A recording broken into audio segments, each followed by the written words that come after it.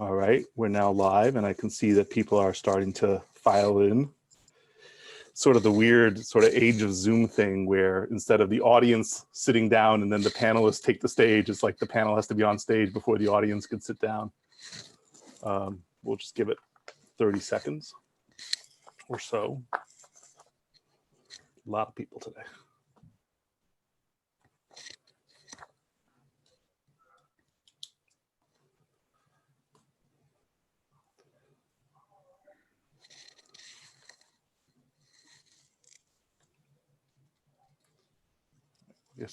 For those who are still coming in, we're just going to give it another 30 seconds or so before we get started.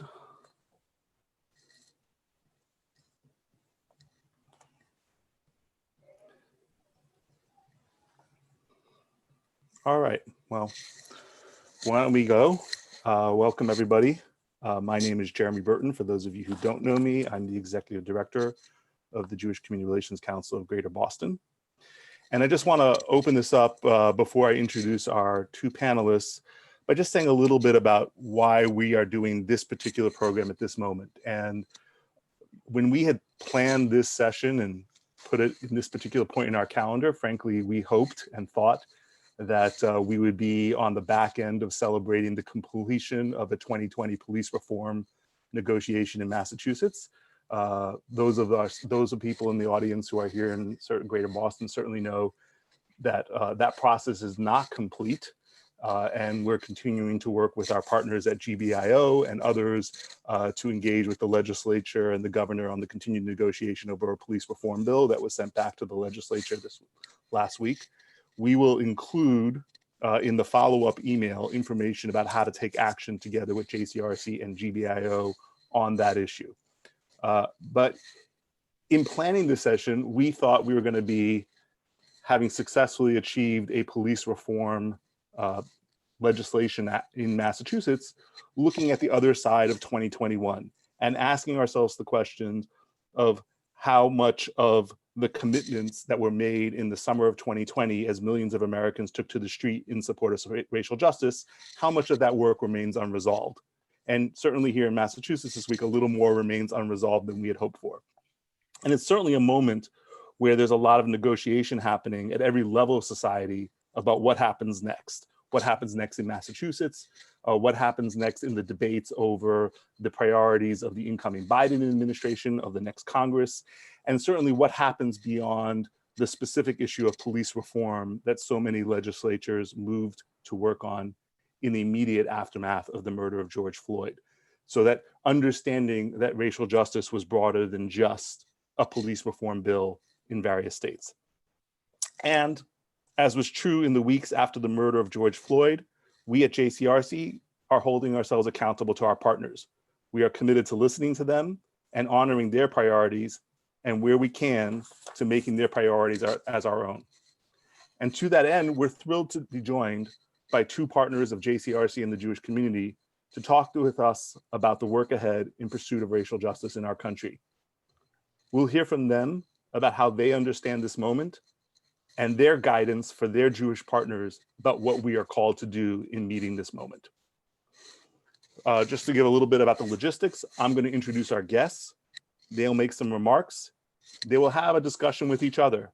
And then I will jump in probably in about 20 minutes to open it up to some questions from the audience.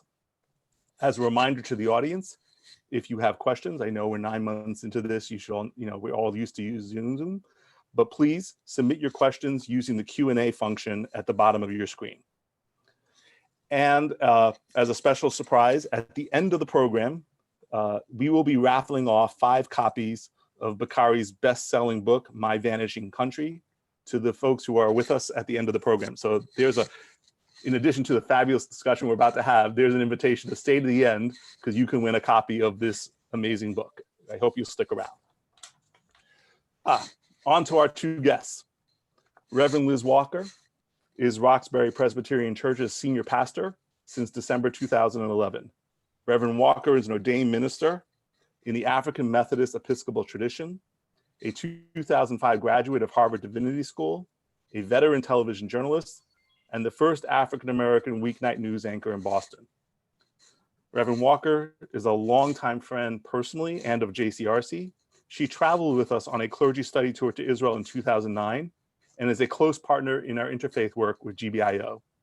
She is now taking a leadership role in our community as part of the governor's COVID-19 vaccine advisory group and has been encouraging COVID vaccination in the Black community here in Boston particularly, including bringing in Dr. Anthony Fauci for a widely reviewed panel discussion. Bakari Sellers, in addition to being the author of a recent best-selling book, is a New York Times best-selling author and a CNN political commentator.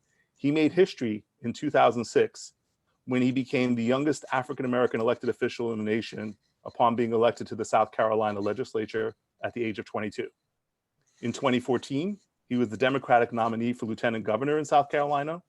He has worked for United States Congressman Jim Clyburn and for former Atlanta Mayor Shirley Franklin.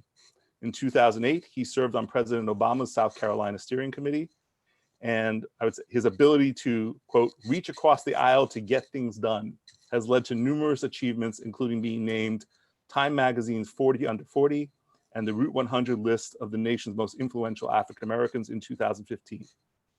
He spoke at the 2008 and 2016 Democratic National Conventions, and he has a fascinating and enlightening podcast on twice a week, which I encourage you to subscribe to, which is easy to find because it is the Bakari Sellers podcast. And now I'm going to step back and turn it over to Bakari and Reverend Walker. Thank you. Well, Reverend Walker, good afternoon. I had to figure out what time it was, but afternoon. See you. I'm from the big city of Denmark, South Carolina, where we have 3 stoplights and a blinking light. And my mom and dad always tell me the 2 most important words in the English language are the words "thank you," and they're not nearly said enough. So I just wanted to start by saying thank you to the JCRC, Jeremy Burton, but even more important, my good friend Aaron, for having me here today. And Reverend Walker, I know how busy you are.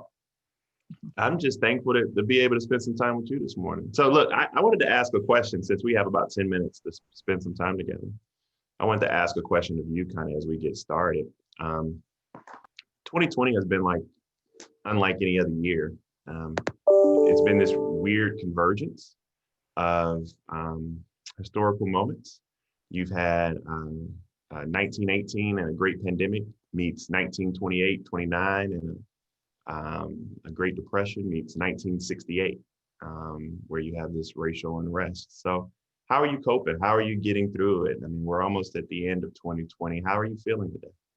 I think that's the question of the time, Bakari, and I too am honored to be a part of this with my good friends at the JCRC, but I am especially honored because I'm such a fan of yours, Bakari.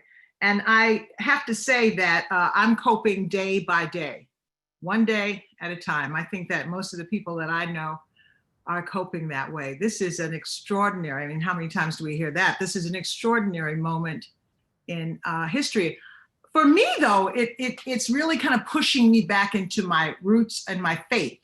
Yeah. I wonder how people get through it who don't have some kind of grounding in spiritual tradition or something, because it's almost like, where do we find our sense of security or safety when there isn't any? Correct. To be in a situation where you are just surrounded by such sickness and death. I watched a woman die on Zoom 2 days ago. I watched her take her last breath. It was a horrific scene. She was in a nursing home and shouldn't have died. She didn't go in for anything serious, but she got caught by the virus. So to be surrounded by death is to really, really be focused on death, whether you want to or not. And that takes me to my roots. I hope that this is a learning moment. In my tradition, we call it a kairos moment, which is from the Greek term, and it's an ancient term that is focused on chaos and opportunity. Mm. And so when I preach about it, as horrible as times are right now, I also try to speak to the opportunity, which is kind of why we're here, I think. And so that's how I'm getting through. How about you? How are Well, you getting through? I mean, I'm getting through it with, you know, a sobering take on the question, how far have we come? I think that uniquely enough, this moment that we're in has ripped the Band-Aids off of the systemic inequities we have in our country. And to frame not only our discussion, but to frame the discussion that we'll have with Jeremy shortly, I'm always reminded that as we talk about systemic and institutionalized oppression, that we're not just talking about somebody calling us nigger, right? I get that enough coming off TV and in Twitter and all of this other stuff, but we are talking about what Stokely said. Stokely would define it as this, Stokely Carmichael, he said, if you want to lynch me, that's your problem. But if you have the power to lynch me, then that's my problem. Talking about power constructs and kind of reimagining and deconstructing these power constructs that have oppressed so many for so long. And now people are now paying attention to it. And I just think that that is a blessing, but I'm also getting through it with this fear. I have to be completely honest with you. I mean, I'm naturally anxious. I wrote a whole chapter in my book about my anxiety, Reverend Walker. Maybe we can talk about that offline and you can pray for me a little bit. I'm always selfish in my prayers, but I'm afraid we're going to miss this moment. People always ask me, is this moment different? And I'm like, trust but verify, right? The age-old political adage. Right. But I'm afraid we're going to miss it because we've missed these moments before. So what do you tell all of us? I'm going to use this since I can only see me, you, and Jeremy. I just use this moment, regardless of the other 200 people out there, as some therapy for me. What do you tell people who are so anxious and living in this chaotic moment and who are, especially like myself, my fear emanates not just from having senior parents who may go out and, you know, still live in rural communities, but may catch COVID. My fear is being a Black father of two beautiful Black twins that aren't even 2 and a 15-year-old. What do you tell those young people who are living in that type of fear? Well, again, I do everything based out of my faith, but what my son, who is only 33 years old, tells me is what I'll pass on to you. He says that, Mom, we are moving through history. And so we have to look at this as the big picture. And, you know, in the most immediate picture, this is horrible. But I have been through this, Bakari, in my 69 years, maybe not the pandemic, but all of the other issues about inequity. We have, like you said, we dealt with this before. And I wonder if history doesn't make progress in fits and starts. It's not linear. It's not just from A to B to C. You take 2 steps up and then you take 12 steps back. I don't know how else to explain it. I think that the big picture helps me sleep at night sometimes. The other thing I tell people is to not be anxious about anything, but in everything. You know, you pray, you focus on the things that you have to do. Like I said, I have to look at this from a spiritual standpoint. I can't look at it from a social justice standpoint because I've been disappointed and that's my point. And that, so many times.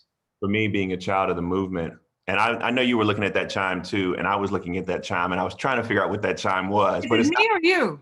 Neither one of us. It's chiming whenever somebody joins. Oh, well, welcome aboard. I am the most technologically unsavvy millennial you'll ever meet. So I'm over here like, what in the world? I thought it was my phone. I had no idea. Thank you. Okay. I'm feeling better already. But when we talk about this moment, I consider myself to be a child of the movement. You know, my father was one of the founding members of SNCC on that small campus of Shaw University. He went to Howard and went to look for the bodies of Goodman, Schwerner, and Cheney after studying at Miami University of Ohio, and went to prison twice and was shot in the Orangeburg massacre, February 8th of 68. So I'm always looking at things from that perspective. And, you know, I think about like 1955 with the death of Emmett Till and Mamie Till having an open casket, and the world was able to see what hate and racism and bigotry had done to her son. But, you know, we missed that moment.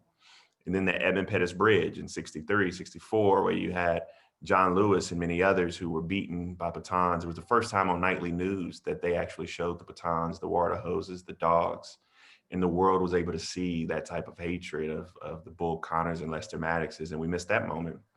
And then April 4th of '68, I mean, I was talking to Leo Cohen, who's one of the founders of Def Jam, and we remarked that one of the greatest concerts in the history of all time actually happened in Cambridge. It was the James Brown concert after the assassination of King, but we missed that moment. And then I think back to 2015, where my good friend Clem was murdered in his own church and at Mother Emanuel AME, along with 8 others. And you remember when, you'll get a kick out of this, I don't know if everybody will laugh as hard as you may, but you remember at Clem's funeral in downtown Charleston, where 44, where Barack was singing Amazing Grace. Amazing Grace. It paused, and then he started singing, and he missed every single note. I say, whenever the AME bishops got to carry you through Amazing Grace, you didn't hit near note. He was so off key that the bishop had to lift him up.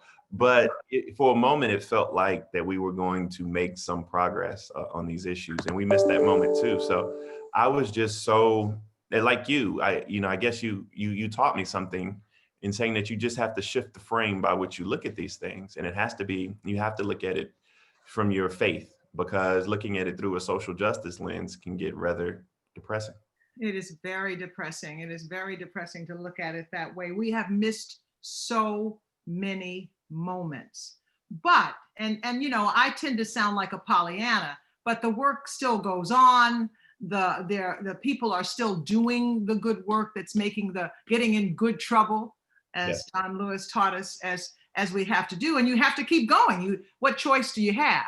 So you put this on a biblical kind of frame, and you go back to Pharaoh and the Israelites trying to find freedom, and all the things that they went through, and 40 years, and it just helps a little bit get through a day. I am not pretending to have all the answers.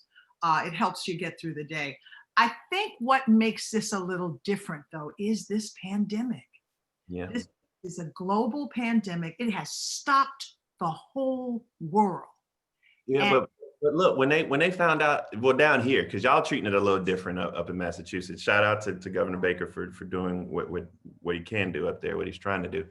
And I say that not knowing the politics of Massachusetts, so I don't want nobody throwing nothing at me, but I do know that we would trade. We got Republicans all around us, and we trade them in for a good Republican every chance we get. But down here, as soon as they found out that it was Black folk dying, they opened us right back up. They were just like, who's dying? Oh, right. Open up. But are you saying so? And we are dying more than anybody. You're absolutely right. But white folks are dying. Correct. And businesses are closing. And so it's not. You're right. We're on the front line. We always seem to be, but we're not the only ones this time. And we'll have to wait and see. Bakari, you're bringing me down, though. I when I think about this from your very realistic, pragmatic, reasoned self, your perspective, there's not a lot of hope right now, in a sense, except for organizations like this one that invited you. Except for you, your book is a must read, and I mean that not just because you're sitting there, but because it just really personalizes such a story about trauma, such a story about injustice, but a story about perseverance too. I mean, because I tell people all we have many times is our hope and our faith, but it takes people like you. I mean, I think that the church has to, I'm overgeneralizing, but reassert its prominence in our communities and kind of step up and be that place where we can get this sustenance, especially during periods like this. So we lean on people like you, and you guys have to be as strong as you've ever been. Organizations like this, it takes people having courageous conversations, though, and conversations when me and you aren't around too. Right. I always say white folk got to talk to white folk. Right. There's conversations that we just simply can't have. But I just feel like finally people are beginning that process of having these very difficult, courageous conversations, because I go back to Charlottesville all the time, and I ask individuals when I'm speaking, to think back to Charlottesville, Virginia, and think about what moment was the most astonishing, what stood out to them the most. Mm. And people would say, it was either the khakis and the cheap tiki torches, or the anti-Semitism by saying Jews shall not replace us, or blood and soil, or the sheer racism. And I say, what stood out to me the most? They didn't wear hoods and they didn't wear masks. Right. These people didn't cover their face. And we now live in a country where that type of racism and xenophobia is born by individuals who no longer have to wear hoods and masks. And I think that the light is finally on, that we have to realize that together is the only way we can push back against these forces of evil that want to rip us apart. That is the only way. I absolutely agree. And the idea of the hoods being off, I think, while that's a horror story, because now you look right at your enemy and your enemy's been hidden before, in a way, it's the only way. You need to know who your enemy is, I had a woman, and I work with trauma victims, and which I think now is the whole world. And we had a meeting the other day actually about the COVID vaccine. And a woman said, well, I don't want to take this vaccine because they're going to give white people a different vaccine, and I'm going to get the one that kills me. And you laugh at first, and then I was getting ready to say, oh, that's not going to happen. Then I thought about the president and his minions are getting the treatment that's unavailable to the rest of the world. She's absolutely right. So now the masks are off. Now you see what you have to work against. Now you have no excuse. Now, will we learn the lesson? Will it make a difference? I don't know. That's the reckoning we're at right now. But at least we see. But I think that we, along the same lines, I hope and pray that everybody on this call goes and gets their vaccine. But beyond that, I was having conversations, and we'll veer off a little bit because I think Jeremy wants to jump in and ask some questions too. But I think that people have to understand, and this is where that level of empathy in these conversations are important, because when you look at all the groups and their trust of the vaccine, what group is last in terms of trust in taking the vaccine? Is Black folk, right? Right. And people are like, so why is there this level of why is there this level of distrust? And I'm like, because it's been earned, right? Because throughout history, whether or not you're talking about the Tuskegee experiment, which I still literally have to teach people about today. I'm like, this is 2020, and people still don't know about the Tuskegee experiment. But the fundamental inequities we have in our healthcare delivery system, you inherently build this distrust. And so, what I'm trying to do is I'm literally trying to work through right now, taking the vaccine on our local news station with the governor of South Carolina, where, two different parties, decently prominent, take the vaccine together, utilize Meharry and Charles Drew, utilize Morehouse School of Medicine and Howard as kind of the four HBCU medical schools on the forefront of having these discussions, doing anything we can, because for people to push off that distrust is simply just a figment of their imagination and doing a disservice, because it truly is an earned distrust of and we need to be having that reckoning right now. It's like we're having a reckoning on everything, but add that to the little pot of gumbo as well. Absolutely. And I know, Jeremy, you want to go on, but I just wanted to quickly say that we have a short-term problem because we have to do something with this virus. But you can't think that the short-term solution is the only solution. Even if you get more people to take the vaccine, you still face the same distrust, because you can't fix that overnight with a speech or a declaration or one, you know what I mean? It took generations to build the distrust. Henrietta Lacks, the Tuskegee experiment, all the way back to slavery. This is not, so, we've got a lot of work still ahead of us. And as you so eloquently said, we don't want to miss this moment. I am fearful if we miss this moment as well. Thank you both. Thank you for inviting me back in. I truthfully, I could sit here, and from what I'm seeing in text and stuff, I think most of us could just sit here and listen to the two of you talk for the whole hour. But I'm also starting to see questions coming in, and I'm eager to dive into so many of the rich, nuanced things that you both raised. So thank you both for kicking this off, and reminder to the audience that if you have questions, to put them in the Q&A. We'll try to get to as much of what's coming up. So let's talk. We've talked about this moment, and there are several questions being in the Q&A as well on this. So like, is this moment different? And also, what have we learned from past missed moments? you've both been involved in, and you've made reference to so many other moments. You've made reference to so many other times when we passed things. And frankly, I've been thinking a lot this week about the 8th anniversary of Newtown, and how that did not inspire and result in any meaningful action. It's a remarkable thing. And we're in this moment now, 300 million Americans have died of COVID. Does that lead to action? It doesn't seem necessarily in some ways that it has. So I would love to dive in a little more deeply into, like, is this moment in fact different? And what are the lessons there for us going forward? All right, please. So thank you. So first of all, you can't answer that question now. Is this moment different? Is a question that we can answer in the months to come. I think that's the only way that you can properly judge it. And the phrasing gives me a little pause, because there are a lot of people who want this to be a moment, but for people like myself and Reverend Walker, this has been a movement, right? This has been something, that continuation over time that we want to look going forward. But it feels different. Anytime you have like Carson Wentz, who is now the backup quarterback for the Philadelphia Eagles. Anytime you have, Trevor Lawrence, the quarterback for Clemson Tiger. I hate Clemson. I'm a big Gamecock. I despise Clemson. But every time you have him speaking out, that's a big step. Anytime you have Taylor Swift. By the way, I must say, because I got into an argument about this the other day, but Red is the best Taylor Swift album. A lot of people think it's 1989 or Folklore, but Red is her best album. I'll die on that hill. But anytime you have Taylor Swift speaking out, you can't help but to believe and understand that maybe things are changing, these corporations that are playing a role, but you kind of have to trust and verify. Trust but verify, excuse me. And that takes a little time. I want to see where we are next summer, a year removed from George Floyd, to see if we just made the people who make yellow paint rich, in every city, how we just painting Black Lives Matter on the streets. Like, are we just making the people creating yellow paint rich, or are we actually creating substantive legislative policy changes that improve the plight of all? That's the test. So we'll see where we are. I would just add to that, because I think that is the answer. It's also as big a moment as it is, it's a personal moment. So what about you? What are you doing different? What's touched your heart? What's moved you to step out of your comfort zone?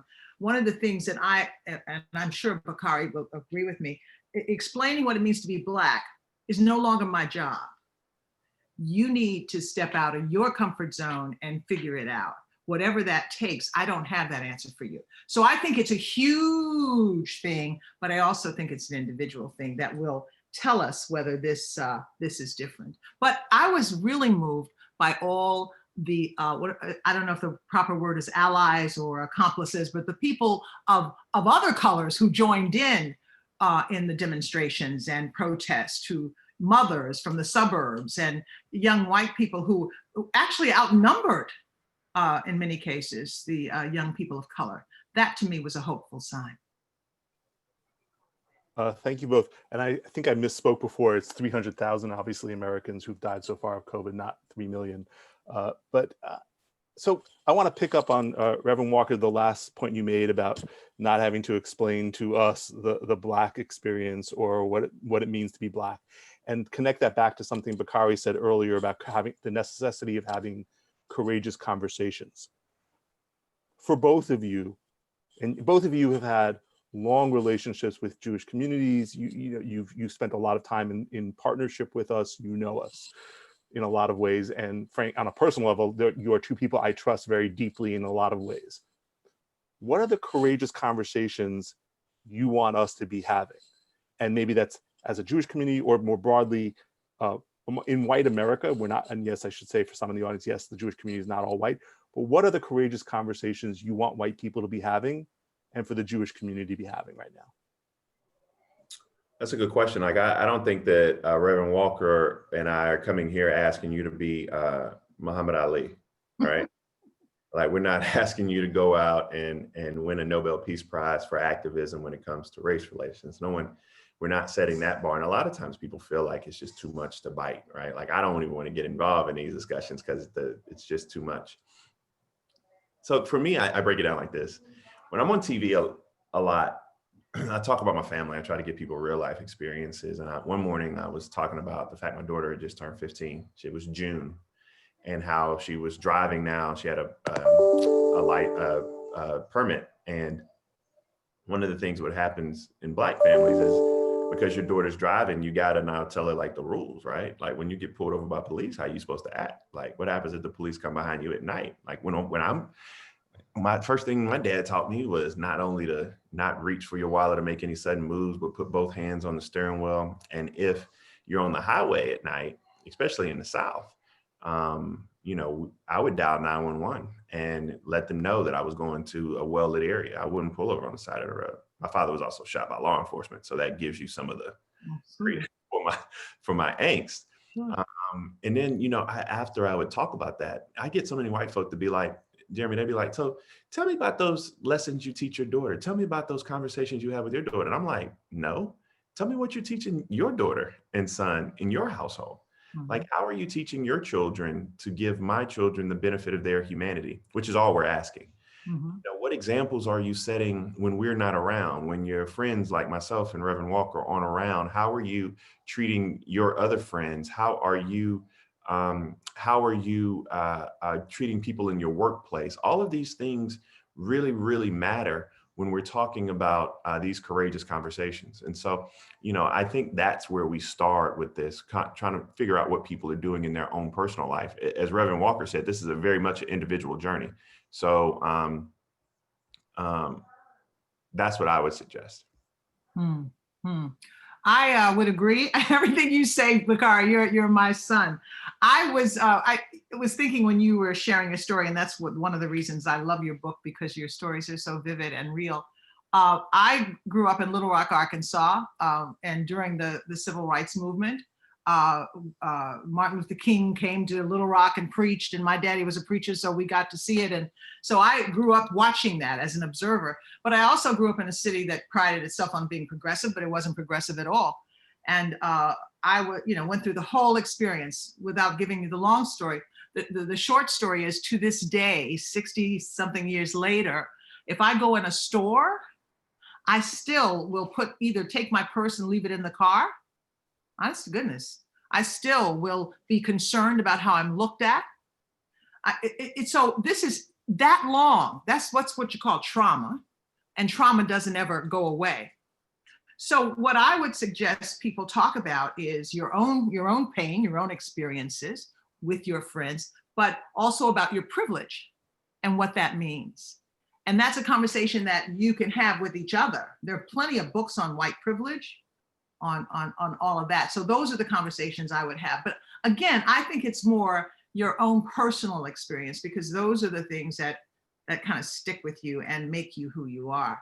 I can't believe that I'm still traumatized by things that happened that far ago. I can't imagine what Bakari has gone through because of his experiences as a child and his father's experiences, but they don't go away. Let me also just comment real quick, because it's funny. I kind of stopped talking about white privilege. It was so like the like topic du jour for a long period of time, and it makes people uncomfortable, which is a good thing. I'm glad you brought it up, because the first thing that people talk about is like, I earned this, right? And that's what they assume that you're saying, that privilege means that for some reason they didn't earn where they were in life. And you have to then go and try to deconstruct that, and then you get into a whole other conversation. I have begun to, Jeremy, have a conversation with folk centered around what we're asking and what the ask is. And I always tell people that we simply want the benefit of our humanity, right? And people are like, what is that? Explain to me what that means. And I go back to Ahmaud Arbery, who was hunted down in a good old fashioned father-son South Georgia lynching. He didn't get the benefit of his humanity. I look at Tamir Rice, who was a preteen, and cops pulled up and shot him in less than 2-3 seconds. And everyone on this call, I think the best example of that is George Floyd. Like, I don't know anybody on this call who can put their knee on somebody else's neck for 8 minutes and 46 seconds, or a dog's neck for 8 minutes and 46 seconds, right? And the only reason you're able to do that is because you look at an individual or a human or someone as being less than. And I go out and the sadness overtakes me when I think about that. Here I am raising children in this world. Well, yes, there are people who will not give them the benefit of at least their humanity. And that is what we're talking about when we're talking about the perpetual state of grieving in Black communities and how we have to break that cycle. So I'm glad, I really appreciate both of you, the way you framed that and addressed that. And there are several people who raised this question of white privilege and how we talk about it in the Q&A. So given what you said, I'm not going to dive into those questions specifically, but I am going to maybe build on Bakari, what you just said, and in terms of when you say what we're asking for is the benefit of our humanity. You know, we're in this, we are trying to take this moment and extend this moment into a broader, you know, sustained body of work. So what does that look like at a practical level? And I'll throw in that, like, you know, one of the questions that is in the chat, you know, was like, it's one thing to talk about white privilege, it's another thing to do the right thing. So I'm quoting from somebody here, Rebecca, and I guess from your perspective for this audience, what would you advise as the action? What is the next action that is entailed for this audience in terms of making this about humanity? First thing is, don't be selfish in your struggle, is what I would tell you first. You know, for me, I wrote about this and I look at it like a lot of times we get consumed in our own plight, right? My grandmother would have this saying, and Reverend Walker, forgive me, and Jeremy, forgive me, but you know how older folks say stuff to you sometimes that don't make no sense? You talking about me? It doesn't make any sense until you get a little bit older. And my grandmother would always say that you can't fall off the floor. And as I got older, it began to make more sense. And when you look around, there are a lot of people right now who feel like they're on the floor or have been on the floor now for some time. And Reverend Walker and I said something which we both wholeheartedly agree with and ascribe to, is that you can't get up unless you get up together. But for me, like, there's no larger advocate for women's reproductive rights than me and my family. My wife's on the board of Southeastern Board of Planned Parenthood. We host huge fundraisers at our house every year. We donate thousands of dollars every year. We do everything we can. And so when there's time to march, I march. When we're at the Women's March, I'm out there, you know, doing all those things. And so when we have a young unarmed man who has been killed at the hands of law enforcement, just to give one example, one more prominent example, I expect to see all of those college-educated white women I was marching with at they march for women's reproductive rights to now be marching for me for the life of this, with me for the life of this young unarmed Black man. So I mean, it's the action is accountability in the movement or movements. It's not being selfish in that struggle. And everybody ain't gonna be on the front lines of protests. We get that, but sometimes it's just when you see the person at your office giving off these microaggressions to a Black coworker, you know, saying something, saying that's not right. Not just going to your Black coworker and being like, I just can't believe he said that to you. No, say that at that time, at that moment. If you're CEO of a company and you have Black and brown voices around you, but you don't, you know, you think you do, but you don't really give them the opportunity to express themselves or lift their voices up. You need to reevaluate that. If you have a vice president of diversity, but you only meet with the CEO once a month for 30 minutes, that ain't really nothing. So, you know, there are a lot of ways that we can change culture, but a lot of it takes us being decently proactive and having some accountability in our struggles and in our movements. Mm-hmm. Reverend Walker, do you want to add anything? Or? No, I was trying to we found out the being was me, so I'm a little distracted, but I'll join you in the next conversation. Next moment. So, knowing you both and having heard you speak to this, I don't want to make an assumption about implied things. So I'm going to be very direct on something that I think some in the audience and the questions are eager to ask, and some are going to be like, why are you even going there? To me, and I suspect I'm going to get, this is like one of those, you're talking, we've talked about courageous conversations a little bit, and like being honest about conversations we have in the Jewish community. And Bakari, you just talked about don't be selfish in your struggle, and I'm interpreting something on that, so I want to name it explicitly, invite you both to respond and to address it, and address this as a Jewish organization, as a Jewish audience who sees you both as friends and people who understand and get us and our own fears.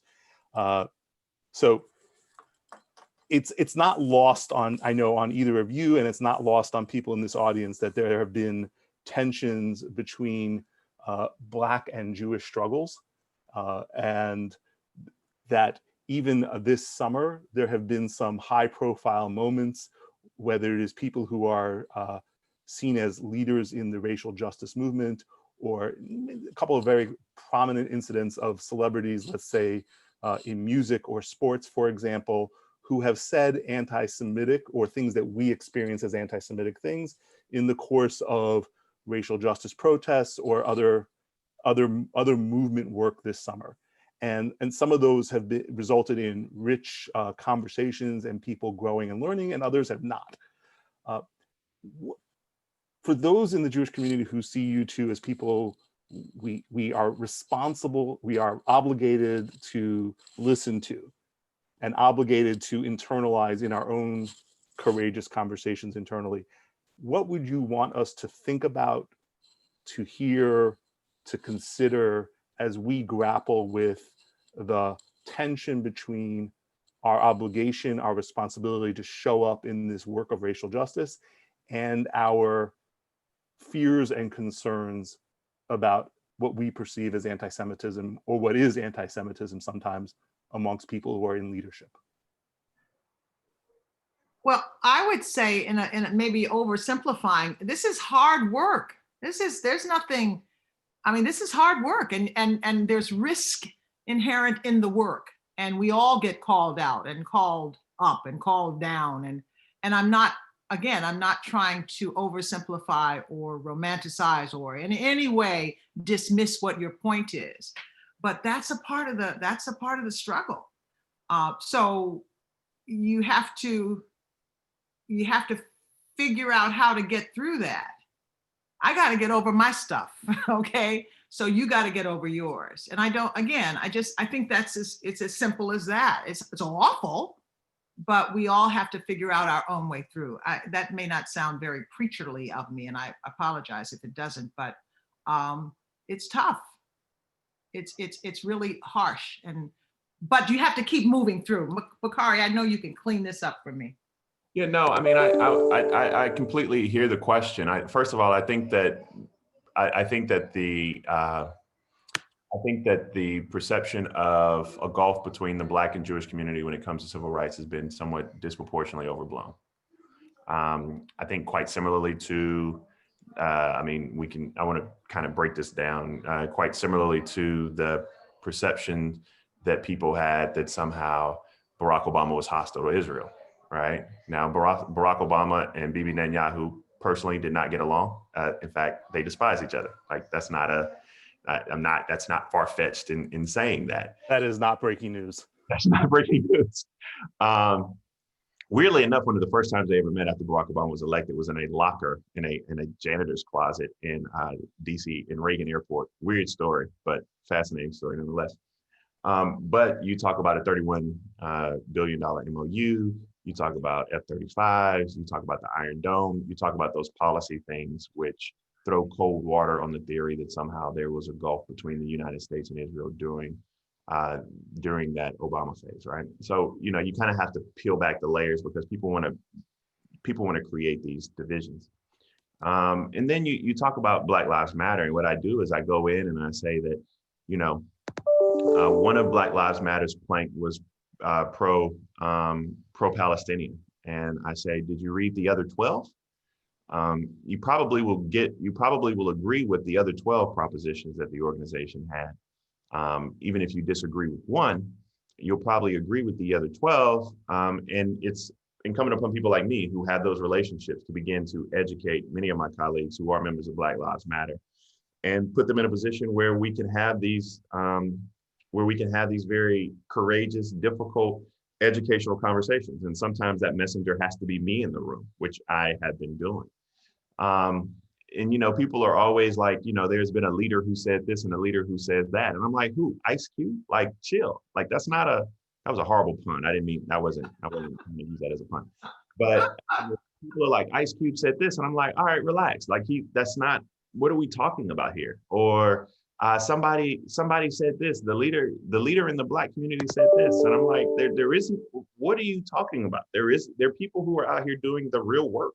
I mean, so there are people like myself and Reverend Walker and so many others who are doing the real work necessary that people want to get bogged down in what they may see on a news chyron or what they may perceive, and we call it out. I mean, when Stephen Jackson, I've actually talked to Stephen Jackson off the record. When Stephen Jackson, former NBA basketball player, said some things, we had a conversation about it.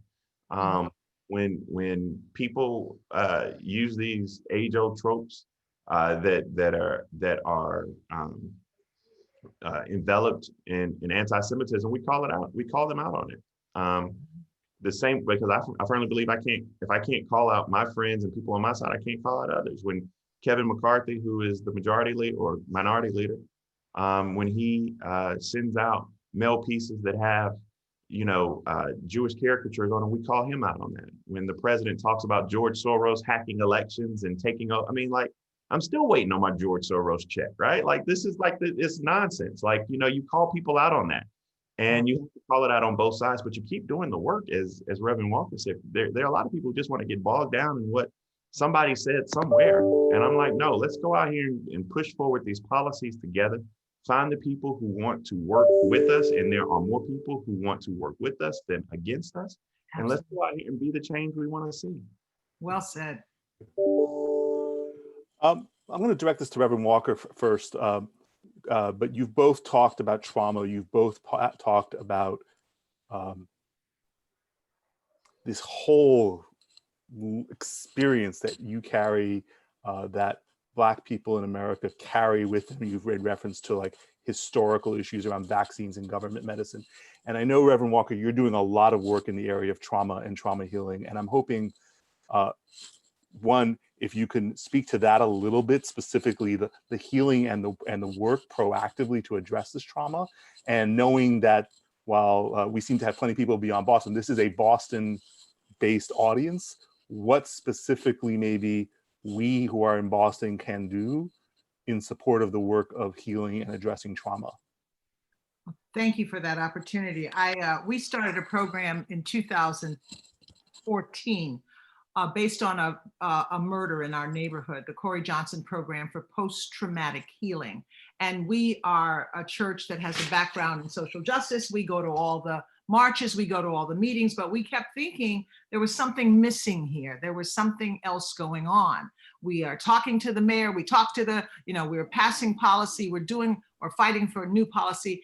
And what we concluded was that the violence on our streets in Roxbury, around my church, had something to do with trauma that hurt people.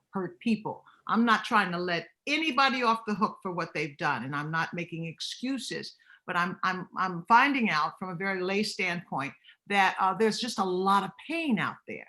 And pain, inward is depression and pain outward is rage. And so that's our program. And our program is a supplement to work with Boston Medical Center and Mass General, and we're trying to do something around the violence. Fast forward to today, we find that that's connected to all the stuff that's going on. Now we're all traumatized with COVID. So the notion is to kind of deal with that inner pain. How do you do that? We have conversations at our program. We say, you come in every week, we have dinner, we're going to listen to you. We're going to become a community around your pain. It's not fixing things, but we will stand with you if you will face up to your own issues. And we have dealt with, violence, we have dealt with abuse, we have dealt with priest abuse, we have dealt with all kinds of things, racism. When I say dealt with, we have had those conversations. So these are conversations around pain. We also have access to mental health support from institutions and from individuals. So there now are many other trauma programs popping up. We are not a franchise. We believe everybody needs to deal with our mental health issues. So I would suggest that you support us at the Corey Johnson Program for Post-Traumatic Healing, or any program that deals with mental health. We have it. Our prisons are full of people who are grappling with their pain, and nobody's ever dealt with it. So that's what you have. So this is my bully pulpit, and I don't want to go preaching on this, but it's just, I think we're at a crisis now because of COVID, but all the other issues. And we have to talk about it, which is what Bakari's been talking about all this hour. We have to confront the ugliness that is within. So I appreciate this opportunity to address that. Thank you. Bakari, I don't know if you wanted to add anything to that. If not, I have a question for you. No, you can get as many questions. We only got about. We only have a few more minutes. There is an interesting question in the chat, in the Q&A about the change of administrations, and there is I'll try to reframe it in a way that adds some elements to it, which is this notion of the time to move on, the time to address the next stage, sort of like, and to put the last 4 years behind us and move to the next 4 years. And I guess there's a two-part question here. Is like, to what extent is the very question of moving on or letting go of the last 4 years, frankly, a form of white privilege? I was about to say, that's a very privileged notion. Okay. You can't deconstruct and get rid of every civil rights department in every federal agency. I mean, he destroyed the Department of Education Civil Rights Department. Like, there is none. That on its face. I mean, I'm sure we're very cognizant of the work they do, let alone the Department of Justice Civil Rights Department. I mean, you can't just you can't look at the rollback of civil rights or the damage that's been done to our federal judiciary, putting these, the person who's leading, and I'm rambling now because that question, it kind of got me into space, but the person who is now leading the Department of Justice, he was second in charge, and after Barr's resignation, doesn't even believe in the holding of Brown versus the Board of Education. This is where we are. So no, it's not just, all right, January 20th, we turn the page. Like, no, we have to deal forcefully with the damage that's done. And even more, and Jeremy, this is, and pardon me for going down this path, but I asked you to. We're having an honest conversation here. This is what drives me crazy about my friends on the left and right. It's how we think about policy. I think that rising tides lift all boats is probably one of the most perverse political themes or dogmas that we've ever ascribed to. And you hear it more from white progressives than you hear from anybody else. If you can't have race neutral policy to affect change for race specific problems. You simply cannot. The best example is the PPP loan, right? Black and brown communities have been devastated from a public health and economic perspective greater than anybody else. But who had the least access to these PPP loans? Right. Black and brown communities, right? I mean, it ain't rocket science. The rocket science, you have these communities that are unbanked, that don't have banking relationships. We had all of these, and Reverend Walker knows, all these AME churches struggling, right? But Joel Osteen got $4.4 million in a PPP loan. Now, I'm not knocking him. Please go out, survive. But what I am saying is make these opportunities specifically available for these Black churches as well. And so I think that is somewhat rooted in privilege. I appreciate the efforts of Joe Biden and my good friend, we refer to her affectionately as MVP, Madam Vice President. We appreciate the work they're doing in at least having a government that's reflective of what the country looks like. So that's what we mean by turn the page. It's welcome.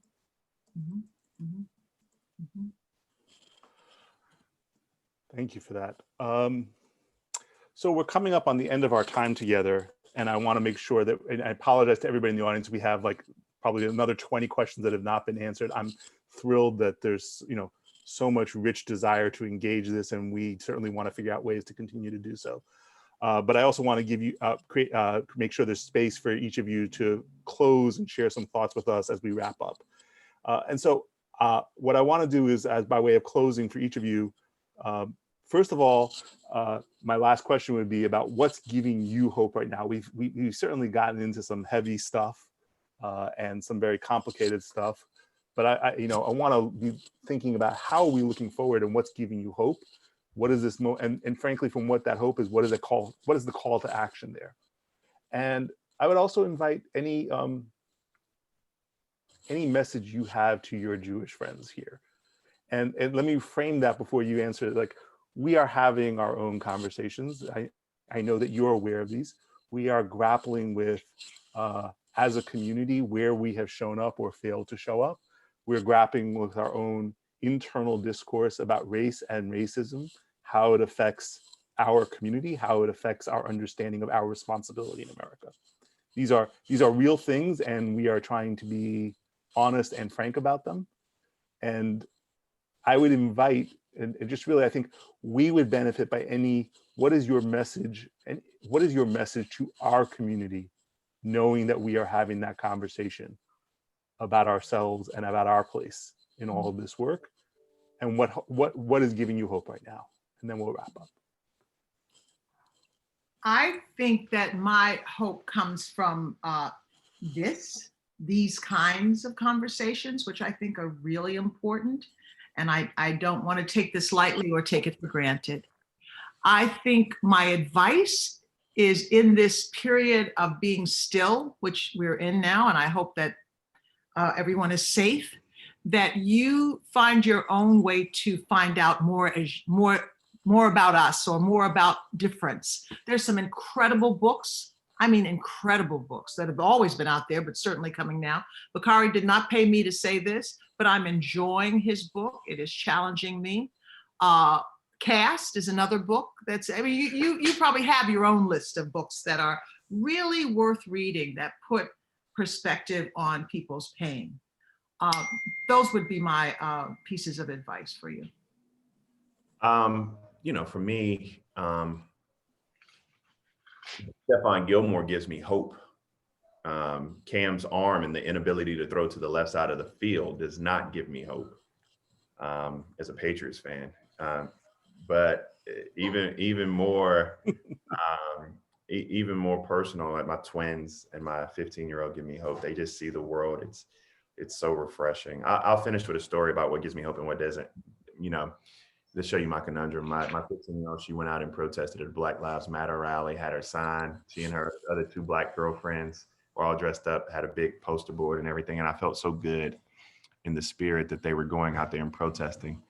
And then I was so conflicted because I wish she could just grow up and be like Barron Trump instead of having to reaffirm who she is and her identity on a sign. So we have a lot of work to do, but I'm glad to be doing the work with people who want to do it, like you. And everybody else at the JCRC and every other Jewish organization that is putting their shoulder to the steering wheel to lift up and get all us out the ditch together. And so I'm proud and here whenever you need me. Beautiful. On that note, first of all, I want to thank you both, Reverend Walker, Bakari Sellers, for your time and for being so generous with your counsel and your wisdom, and for being such great friends to us. And you've certainly given us a lot to grapple with, and some courageous conversations that we need to have about some of the topics that have been covered here. I just want, for the audience, stick around for 1 second more. I want to thank Emily Reichman and her team on our staff who put together all of our speaker programs. And you can look forward to hearing about more programs that will continue to challenge us and invite us to grapple with the issues in civic space in our community in the new year. And I also want to shout out to Aaron Agolnik, our Director of Government Affairs, who in particular is a friend of Bakari's and sort of like helped bring us together to make this happen. As I mentioned at the top of the program, we're going to be raffling off 5 copies of Bakari's book, My Vanishing Country.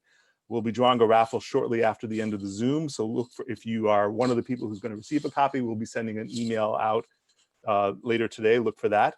A link to purchase Bakari's book is in the chat, and this and the other links I'm about to mention will be included in the follow-up email that if you signed up for today and are logged in, you will be receiving this afternoon. To learn more about Reverend Walker's work with the Social Impact Center and to donate to support her vital work with the Corey Johnson Program for Post-Traumatic Healing, visit their website, rpsocialimpactctr.org. We're including that in the chat and the follow-up. And again, as I mentioned at the top, we're inviting you to join us in taking action right now to support police reform in Massachusetts. We are working, as we always do, very closely with our interfaith partners at Greater Boston Interfaith Organization, and we will have more details on our website in the follow-up email about how you can take action this week with the governor and the legislature. Finally, visit our website at JCRC to learn more about our work on racial justice. We'll include that in the chat and the follow-up, and all of that will be in the email. Thank you, everybody, for joining us today. Thank you again, Bakari and Reverend Walker. It's been an honor and a privilege to host you both today.